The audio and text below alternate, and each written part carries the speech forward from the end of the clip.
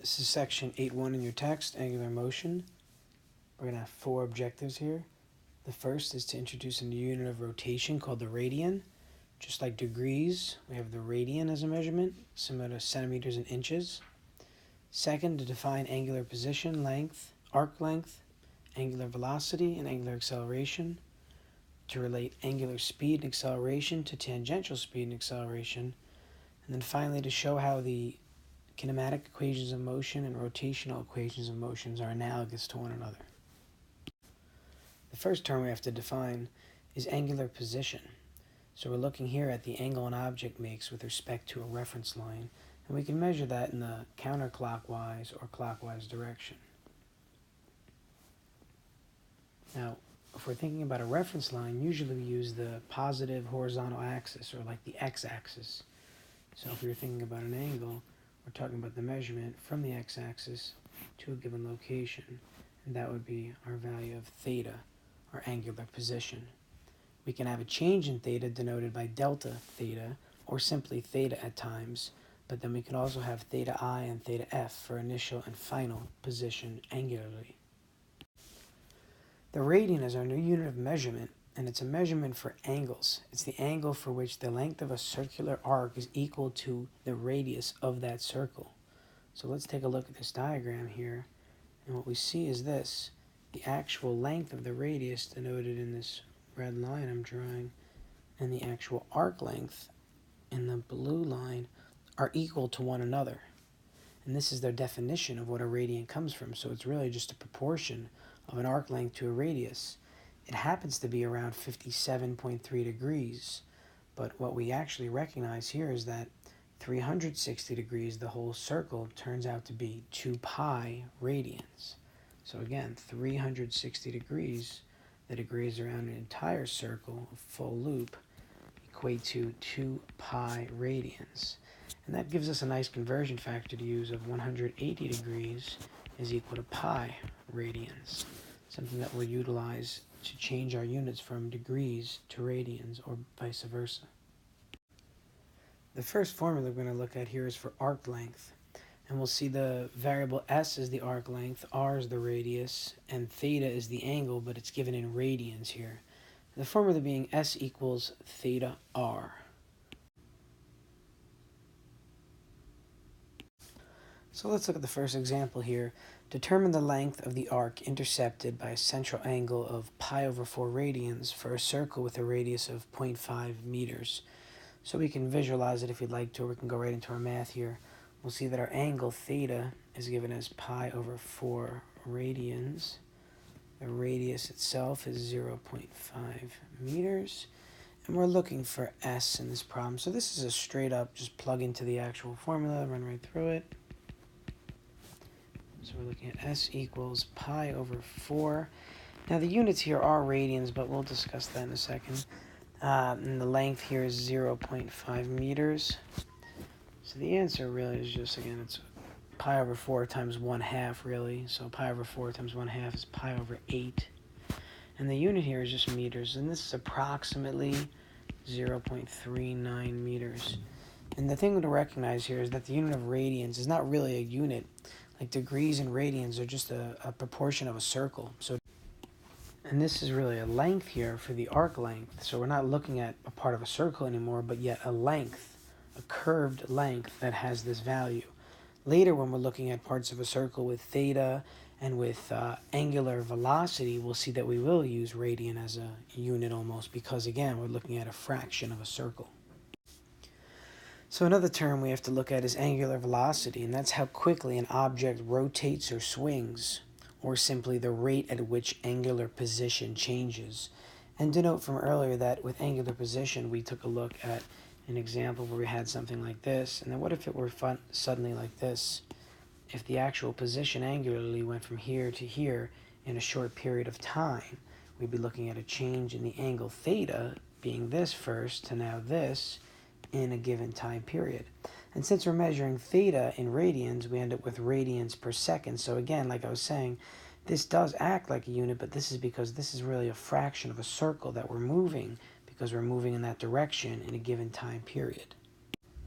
And what's interesting to note here is how this formula is analogous to what we saw earlier in the year, which is v equals delta x over t, our linear velocity with linear displacement in time. Now we have angular velocity with the angular displacement in time. So let's look at another example here. An old music box wheel rotates at 1.5 rotations per minute. Determine the angular speed of this in radians per second. So really what we have here is we have angular speed first to start, and we know it's 1.5 rotations per 1 minute. And we're going to want to convert this into radians per second. So let's get rid of minutes first and seconds in the bottom. 60 seconds in a minute. And then I want to get rid of rotations. Let's put rotations in the bottom and radians up top. We know that for every one rotation we have 2 pi radians. Like we said, 360 degrees, that's one rotation, which is 2 pi radians, our new conversion factor. And as a result, we'll take a look and get a result as an answer here of 0.16 radians per second. So this is one of the few times, like I was saying earlier, because we're talking about things that are rotating, that we use the term radian, but when we're using a length like s equals theta r, the radian drops off as a unit. Again, the cancellation here, rotation, rotation, minute, minute, leaving us with radians per second. So in this example, a helicopter blade rotates with an angular speed of 47 radians per second, or around 450 RPMs. Through what angle in degrees does the blade rotate in 8 seconds?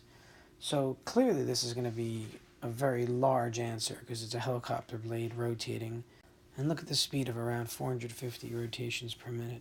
So clearly if we're going to look at 8-second period here, it's going to be a decently large value.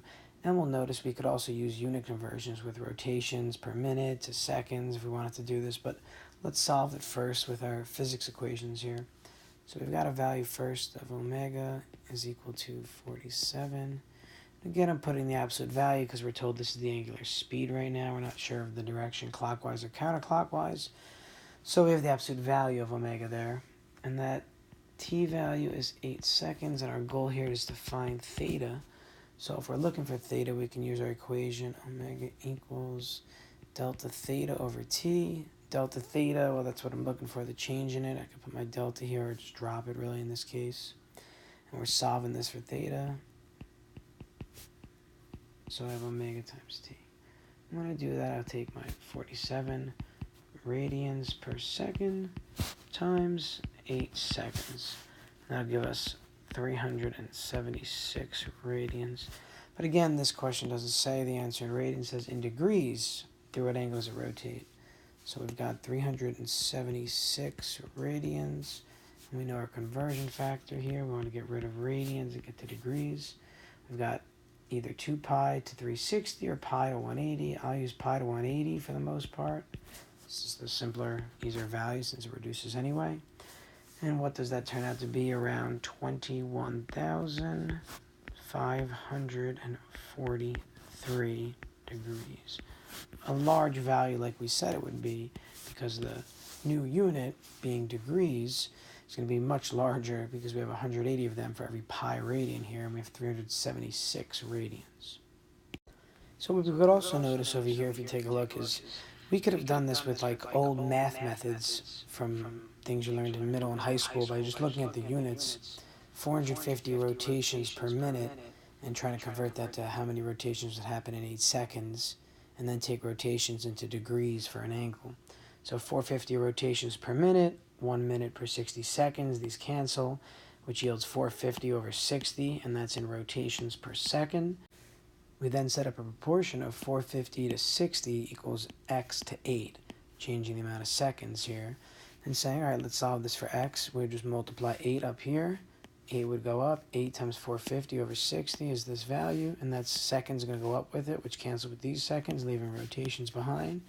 So this is the number of actual rotations that'll happen, but we have to take that number and convert it to degrees, so that's that many rotations, 360 degrees for every rotation. And we yield a slightly different result from what we had in the problem, simply because, again, this was around 450 rotations per minute. This is not an exact conversion here. But look how much easier this is. I mean, multiply two numbers and convert once, you're done. Here, a lot of unit analysis, older work, so let's utilize this new method with the formula that we've provided here. Next, we need to take a quick look at relating angular speed to tangential speed. The equation we're going to have here is Vt for tangential velocity is equal to r for radius times omega, the angular velocity. And omega has to be given in radians per second here. So we'll see here is the tangential speed is equal to the radius times the angular speed also. And what we'll recognize, really what's happening, is that this is an object moving in circular motion like this, and the tangential speed is the speed along the path that it has when something is moving in circular motion. The angular speed is how much of an angle it's covering. So in these problems, we're looking at a length per unit time for the tangential speed, but an angular change, theta, per unit time for the angular speed. You'll notice here another common theme that we've seen is that if an object were moving further inward, it would travel less of a distance when compared to the original length traveled. So let's look at example 4 here. Determine the tangential speed of a person on the surface of the Earth located at the equator. And then what about a person at the North Pole is the second part. So let's look at the first part here. And what we'll notice is that, well, if we think about a person on the equator, well, if someone's at the equator, this is the path that they're going to take, right, in one rotation. And we know that the Earth, I mean, its angular speed is pretty much one rotation per day. Because that's what's happening. That's what causes the day as we rotate. And if we think about other locations, they travel a shorter distance during the rotation of a day. So because we're at the equator, we're going to have to think about the radius of the Earth at the equator. If we were up here traveling around this path, that would be the radius that we'd be using. And it would be slightly less than the actual value at the equator. So our equation that, again, we're going to convert is from rotations per day to radians per second first, because we have to think about omega in radians per second. So we've got one rotation per 1 day, and I've got to convert a lot here, it looks like. So I've got how many days in hours, 24 hours in 1 day. Then I want to get rid of hours. I'll go right to seconds. I know there's 3,600 seconds in 1 hour. That's just because it's 60 minutes in an hour and 60 seconds in a minute. So I can cancel my units here at least to get rid of those. And then I want radians. So I want to get rid of rotations and put 1 there, and that's 2 pi radians. So rotations are now gone. So now I'm in radians per second as my unit. And that value is going to be quite slow, actually. So this is our omega value again. And this is going to be 7.3 times 10 to the negative 5 radians per second. I think now we want to go ahead and look at the tangential speed. So we can use our equation here for V. And we're looking for absolute value Vt equals R, absolute value omega. So in this case, the radius of the Earth at the equator, we could look that up. It's 6.378 times 10 to the 6 meters. And this is going to be times 7.3 times 10 to the negative 5 radians per second. And again, because now we're looking at a speed that's based on a linear or a length, we're not going to really look at the unit of radians here. This is going to be in meters per second as our units that we're going to really be looking at. And it's actually around 463.8 meters per second, or a little over 1,000 miles per hour. And again, that's the velocity when you're at the equator. So finally, what about a person at the North Pole? Well, at the North Pole, here's the person, and as the Earth rotates around, this person just stays there. So because the R value at the pole would be 0 technically, this equation would be a 0. I would have a 0 in it, and it's a product, so this would go to 0. So this answer would be 0, really. They would just be rotating and standing still. So our next term is angular acceleration, and we look at this as the rate at which the angular velocity changes. So we have our delta omega here for the change in angular velocity over a given time period, and this was radians per second, so this is now going to be radians per second squared as a value. And again, the analogous nature to this equation from our kinematics earlier on in the year. So let's look at what we mean by angular acceleration at the effect of it and angular speed together. So let's look at these diagrams here, and what we're going to notice in the first diagram, the object is rotating, we'll call it a pulley wheel. The object or the pulley is rotating in the counterclockwise direction, and the acceleration is also in that direction. Well, this is very much like our kinematic equations of motion with linear motion. If an object was moving in one direction and accelerating in the same direction, we would say it was speeding up. And here we see the same thing where it says the angular speed increases. And the same thing is true if it's going in the clockwise direction and it's accelerating in the clockwise direction, it's going to also be speeding up. And then the opposite is true here. We can see that if it's moving in the clockwise direction but accelerating in the counterclockwise direction, that's like a resistance, so it would be decreasing in speed. And then finally, we have the motion to be counterclockwise with the acceleration clockwise. And as a result, here again, angular speed would decrease. So what can we conclude? Pretty much we have two categories. If omega is greater than 0 and our value for alpha is greater than 0, alpha being the angular acceleration, then it must be speeding up. But if one is less than 0 and the other is also less than 0, it's also speeding up, but in the negative direction or the clockwise direction. So this is just counterclockwise speeding up, and this is clockwise speeding up. Then we can say on the other side, if the angular velocity is greater than 0 and the angular acceleration is less than 0, that case is going to be slowing down. Now this is moving in the counterclockwise direction still, but slowing down. And then if it's moving in the clockwise direction, right, clockwise, if omega is less than 0 and alpha is greater than 0, it's also going to be slowing down. In example 5, you step on a stationary skateboard and kick off to begin to ride it. If the angular acceleration of each wheel is 1.8 radians per second squared, how long will it take before they are rotating at 12 radians per second? So we'll see here that we have the angular acceleration of 1.8 radians per second squared. We know that the angular initial velocity is 0 radians per second since it was starting from rest. And we want to get up to an angular velocity of 12 radians per second.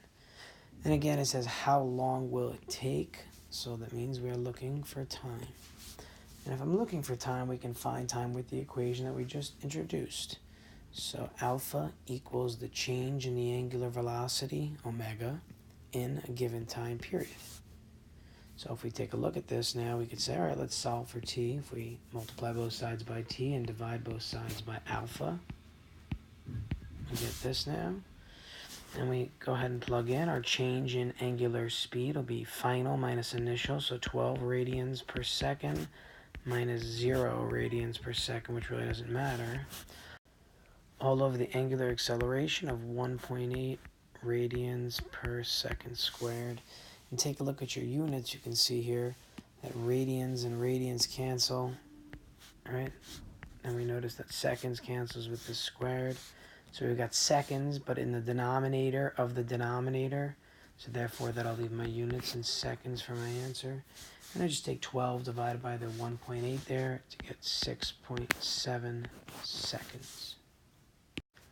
So just as earlier when we related angular speed to tangential speed, now we're going to relate angular acceleration to tangential acceleration with the same concept in mind. The tangential acceleration is going to always be on the left side here. We have the radius here again, and then we have the angular acceleration instead of the angular velocity from earlier.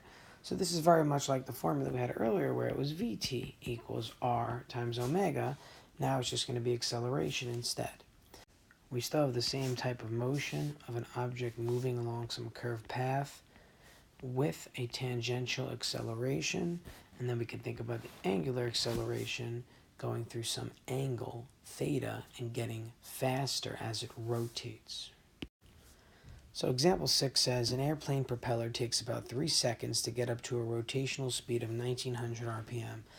Determine the magnitude of the tangential acceleration at the tip of a 2-meter radius blade. So we're given 3 things here. We're given first omega with absolute value because it does say rotational speed of 1900 rotations per minute. We're also given the time period of 3 seconds that elapse and the radius of the blade of 2 meters. If you don't know what this is, just think of a radius of 2 meters, but it would look like this really, a propeller blade. And this would be the radius length, r, of the object that's rotating, being the blade. So the first thing we have to do is convert this up here, and we're in rotations per minute, so we really want radians per second. So radians to rotations first. 1 rotation is 2 pi radians, so I get rid of rotations now. And I want to get rid of minutes, so let's put it up top. And I want seconds, so there's 60 seconds for every 1 minute. So that'll give me an angular speed of 199 radians per second. And this is what we want to get up to as a speed, so I should be putting F there for angular speed. And the angular speed that we start at for this problem would have to be 0 radians per second, since it says that it's taking 3 seconds to get up to that speed. So the assumption has to be made getting up to that speed from rest, or else it would state elsewise. Now since we want the tangential acceleration, we're really going to be looking for AT, which equals r times alpha, but we don't have alpha here, but we have all this other stuff that can make alpha. So we can replace alpha with its definition, which is the change in omega over time. And that's my change in the angular velocity, but in this case, speed or velocity doesn't matter for this because we know what the change is here. So we can go ahead and plug all these values in. R being 2 meters, the change in angular speed, it's going from 0 to a final of 1900, or really 199 radians per second, in a time period of 3 seconds. So what does that give us for the AT value? 132.7 meters per second squared.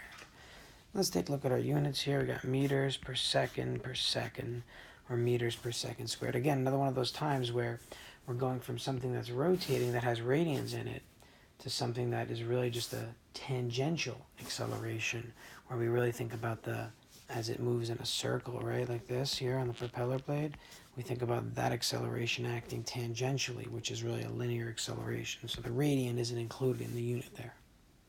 Also something to recognize is, as drawn over here, if we take a quick look at the propeller, this here is, again, the tangential acceleration. Different from something that's spinning in circular motion like this, that has that as a direction, but maybe when it's here it has something like tension pulling back in, giving it a centripetal acceleration that it feels. These two things being different. So we're finally at our last objective here, relating kinematic and rotational equations of motion, and seeing how our equations of motion for kinematics that we have here are really the same thing with our rotational equations. And if we want to take a look at this a little bit better, we'll recognize some similarities. So where we have linear velocity final or velocity initial, here we have rotational velocity final and rotational velocity initial. Where we have acceleration here, we have angular acceleration. Where we have displacement that's linear in these cases, we have displacement that's rotational, or theta. And then wherever time is, time still exists. So using our new equations of motion for rotations, let's take a look at example 7. A centrifuge rotor is accelerated uniformly from 100 radians per second to 2200 radians per second in a time period of 30 seconds. First, what's the angular acceleration? And second, how many rotations has the centrifuge rotor made during its acceleration period? So this is an interesting problem because, it's moving very fast. If you know what a centrifuge is, it spins quickly to separate blood, based on its different densities. So we know that's going to be a very high value, and 2200 radians per second already we can see that as a high value. So let's list what we know. We know that omega I first is going to be 100 radians per second. Omega F is 2200 radians per second. The time period is 30 seconds. And our goal first is to find the angular acceleration, so this is what we're looking for. And since we're looking for this for part A, I can use one of the older equations, which is really the first equation of motion also for rotation. This equals change in omega over time. And I can think of that again as final minus initial over time. So on the next line, we'll have our final of 2200 minus the initial of 100. And that's radians per second, all over a time period of 30 seconds. So our value for alpha turns out to be, for this problem, 70 radians per second squared. Coming from the fact that we have a 2100 over 30, or 210 over 3. Now for part B, we're looking at how many rotations. So for this part, we're going to really be looking for theta, right? Rotations would be like, one rotation would be 360 degrees. So we're looking for angular change here. So let's take a look at how we do part B. So since we're looking for theta, let's think about our formulas for options. Well, we have two of them to choose from. We've got omega F squared equals omega I squared plus 2 alpha theta. And then we've got theta equals omega I t plus 1/2 alpha t squared. And either of these would be feasible to use because we have enough information for both. But since the second one is solved already for theta right there, I'll go ahead and choose the second one to plug right into.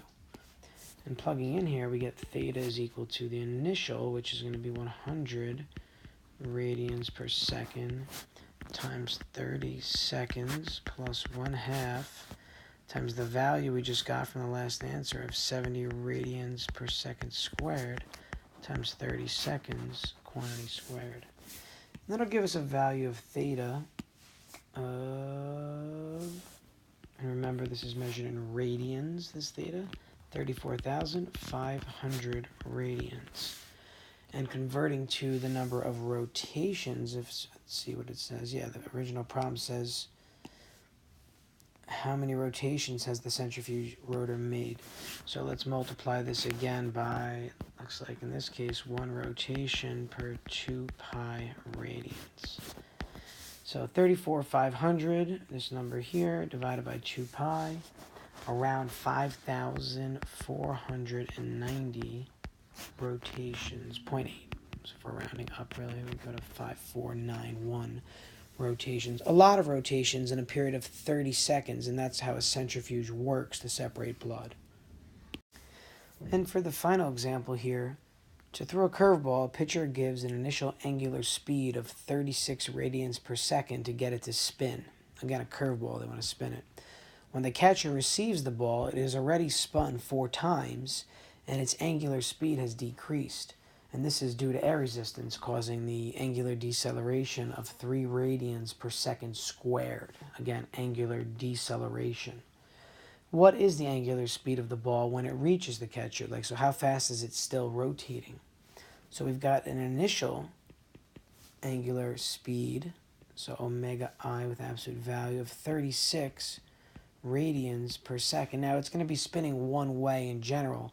So if I'm going to use a positive there, I'm going to call the alpha value negative 3 radians per second squared, just to indicate, because it says deceleration.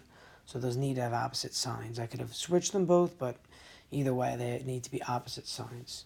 The ball has spun 4 times, so that's theta. Remember, theta is the number of rotations or degrees or radians. And here it's got 4 rotations, but we need to put that into radians, so 2 pi radians per 1 rotation. That'll give us 8 pi radians. So we've got our theta value, we've got our alpha value, and we've got our omega I value. And the question is, what is the angular speed when the catcher receives it? So omega F is what we're looking for. So let's go ahead and use omega F squared equals omega I squared plus 2 alpha theta.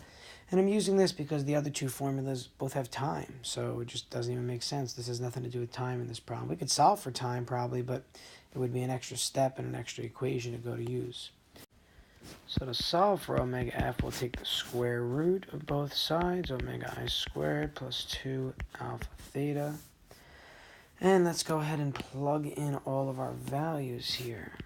We have omega f equals the square root of 36 radians per second squared plus 2 times the deceleration times the number of rotations in radians, and we'll get an omega f value of 33.8 radians per second, a little lower than the value that the pitcher spun the ball at to get it moving, but still rotating when the catcher receives it.